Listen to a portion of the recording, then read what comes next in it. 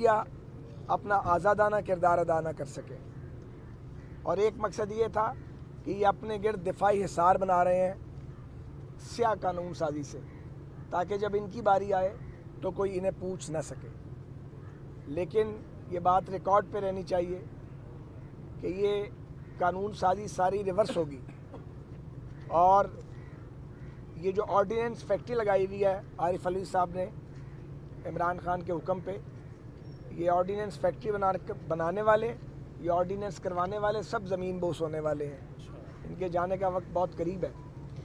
ان پر عوامی عدم اعتماد کب کا ہو چکا ہے، اور اب ایوان میں عدم اعتماد کی طرف اپوزیشن بڑھ رہی ہے۔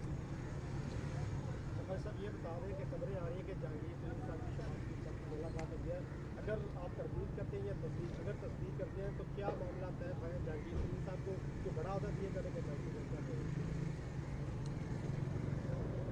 میں اس پہ تبصرہ نہیں کروں۔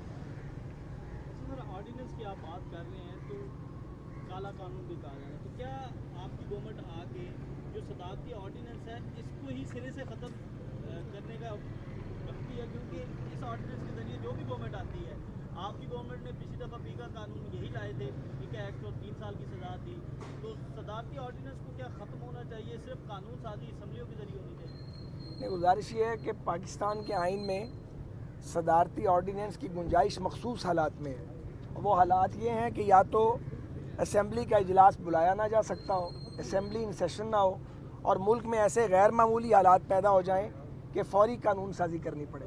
لیکن جتنے بھی آرڈیننس علوی صاحب نے کیے ہیں، ایسی سچویشن ملک میں نہ کوئی خدا نہ خواستہ ایمرجنسی تھی، اسمبلی بھی اجلاس جو تھا وہ آپ جب چاہے بلا سکتے تھے۔ یہ تو رات کو نوٹیفیکیشن کرتے ہیں، صبح اسمبلی کا اجلاس بلا لیتے ہیں، جس دن اپنی مرضی سے بلڈوز کر کے انہوں نے قوانین بنانے ہوتے ہیں۔ تو یہ جتنے آرڈیننس عارف علوی صاحب سے کروائے گئے ہیں، میں سمجھتا ہوں مجھے علوی صاحب سے تو بہت مایوسی ہوئی ہے۔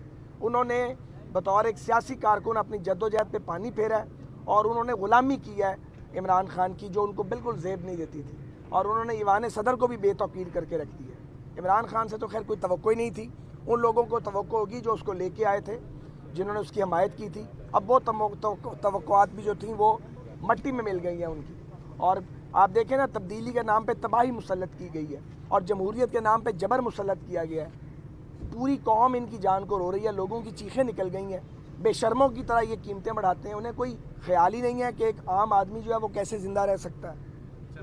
مزید خسارے میں جا رہا ہے، اکاؤنٹ دوبارہ سامنے آئے ہیں، اس بارے سے کیا کہیں گے؟ کیا نئی کوئی چیز آئی ہے سامنے؟ کیونکہ کافی نام مجھے یار پتہ نہیں ہے اس کا، سچی بات ہے، میں ایسے کسی آدمی پہ تنقید نہیں کرتا جب تک مجھے اس کی ڈیٹیل نہ پتہ ہو۔ مزید خسارے میں جا رہا ہے، اور ساتھ ہی ساتھ جو ہے اس کو پرائیویٹائزیشن کی جا رہی ہے۔ جو پینشنز لینے والے لوگ، بوڑھے خواتین ہوں یا جو بھی ہوں، وہ لائنوں میں لگے ہوتے ہیں۔ پہلے تو آپ کے دور میں پینشن جو تھے پورے ٹائم پہ آ جاتی تھی، اب جو ہے لائنوں میں لگے ہوتے ہیں لوگ۔ اس حوالے سے آپ کیا کہیں گے؟ پاکستان ریلویز کو ہم نے ٹرن اراؤنڈ کر لیا تھا، اس کا خسارہ ختم نہیں ہوا تھا، لیکن اس کا خسارہ تو وقت سے ختم ہونا تھا، اور اس کے خسارے کو ہم نے لاک بھی کر لیا تھا، اور اس کی انکم جو ریونیو تھی وہ 18 ارب روپے سے 50 ارب روپے پہ چلی گئی تھی جب ہم نے ریلوے کو چھوڑا تھا، اور چیزیں ان آرڈر ہو رہی تھیں۔ لیکن شیخ رشید آیا اور اس نے آتے ہی وہاں پہ تباہی مچا دی، کیونکہ وہ اپنے آپ کو افلاطون سمجھتا ہے، اور اس کا خیال تھا شیخ رشید کا کہ وہ جدھر دیکھے، وہ ایک ذہنی طور پہ ایک ڈکٹیٹر آدمی ہے۔ اس نے وہاں پہ ہماری اصلاحات سے فائدہ اٹھانے کی بجائے ہمارے نشانات مٹانے کے چکر میں ریلوے کو مٹا ڈالا۔ پھر سواتی صاحب آ گئے، انہیں الف بے نہیں آتی ریلوے کی، جو سیکٹری ریلوے ہے وہ انہوں نے کوئی آدمی لگایا ہوا جس کا ایک ہی کام ہے، ایک ہی دھندا اس کا، اور وہ لمبے لمبے مشاعرے پہ انہوں نے ایڈوائزر رکھے ہیں، لوگ آتے ہیں پیسے لیتے ہیں، کام نہیں ہوتا بھاگ جاتے ہیں۔ جو ریلوے کی یہ فریٹ کمپنی ہم نے بنائی تھی، اس کا کوئی سی او لے کے آئے تھے، کانفلکٹ آف انٹرسٹ تھا، الٹیمیٹلی وہ بھاگ گیا۔ اب سنیں کہ جنرل مینیجر ریلوے جو ایس جی ایم کی پوزیشن ہے، سی او کی، اس پہ بھی کسی آدمی کو باہر سے لانے کی تیاری ہے۔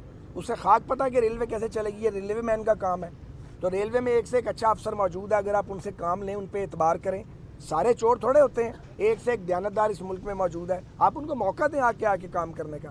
ہم نے بھی انہی ریلوے کے افسران سے کام لیا تھا، تو جیسے انہوں نے ریلوے کو تباہ کیا ویسے سارے اداروں کو تباہ کیا۔ ان کا ایجنڈا ہی نہیں ہے گورننس، انہیں معلوم ہی نہیں ہے گورننس کس چیز کا نام ہے۔ ان کے سارے وزیر گالیاں نکالنے پہ لگے ہوئے ہیں، گندی گندی باتیں کرتے ہیں۔ خود عمران خان نے جو منڈی بہاؤدین میں تقریر کی ہے، وہ کیا پاکستان کے وزیر اعظم کو زیب دیتی ہے؟ جو ٹون انہوں نے یوز کی ہے، اور جب मुल्क का मुसल्लत वज़ीर आज़म या एक सियासी जमात, सो कॉल्ड सियासी जमात का सरबरा, वो तशद्दुद पर उकसाएगा अपने पैरोकारों को, वो गालियां देगा अपने मुखालफिन को, तो आप तसव्वुर करें गली कूचों में क्या हाल होगा। लोग तो एक दूसरे के सर खोल देंगे। ये इमरान खान ने पाकिस्तान को दिया है, और दिया क्या इसके अलावा उन्होंने।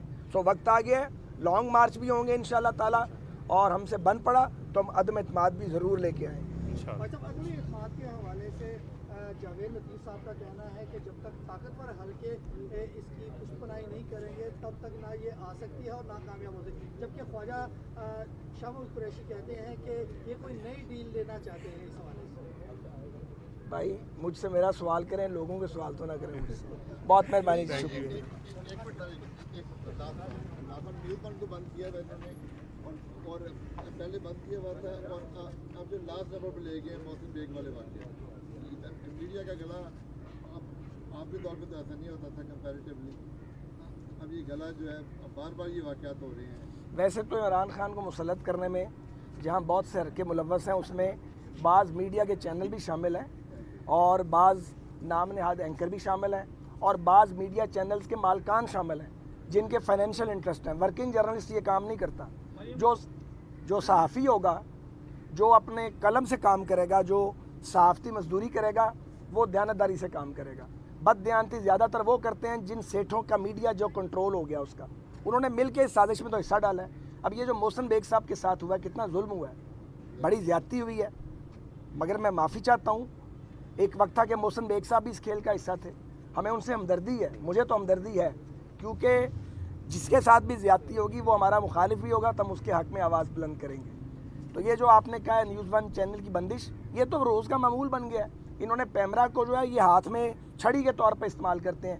FIA, IB, पैमरा, पुलिस और जो रियासती अदारे हैं, उनको इस हुकूमत ने ये लोगों पर इल्ज़ाम लगाता था कि जी ये तो अदारों को अपने लिए इस्तेमाल करते हैं, मगर जो बदतरीन मिसालें इमरान खान की हुक्मरानी ने कायम की हैं, वो तो अब मनाजर सामने हैं सबके।